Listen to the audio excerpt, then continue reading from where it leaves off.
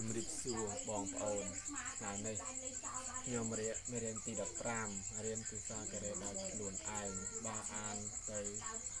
មិនត្រឹកសមកន្លែងណាហើយមិនត្រូវនឹងអក្ខរាវិរុទ្ធហ្នឹង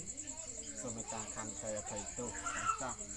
ការរៀននេះជារៀនដោយខ្លួនឯងទេដែលថាចេះបានតិចៗខ្លះដែរហើយទី1គេថាភូផានថាតាប៊ិចភូផានថាតាប៊ិចហើយសាន់ផុងគីសាំងផុងគីហើយតាកងហើសាន់ផុងគីកងហើ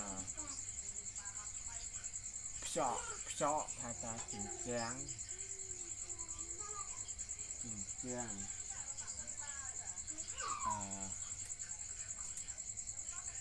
ជាំងចកជញ្ជាំងខុតមូគេថាហៀសម្បោហៀសម្បោខុតមូគេថាហៀសម្បោខំពីផ្ដាសាយខំពីផ្ដាសាយផ្ដាសាយ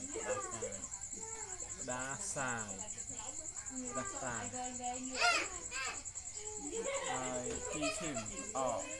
ឈឹមតែតាក្អកបាទហើយទៅខានហើយតាដេកសាន់ផុងគីកងហើខ្យក់ហើយតាជញ្ជាំងអត់ខូមូហើយតាហៀសម្បោខំពីផ្ដាសាយទីឈឹមហើយតាក្អកបើអានមិនត្រូវនឹងអក្ខរាវិរុទ្ធនេះសូមមេត្តាខន្តីអភ័យទោសផងចុះបាទសូមទុក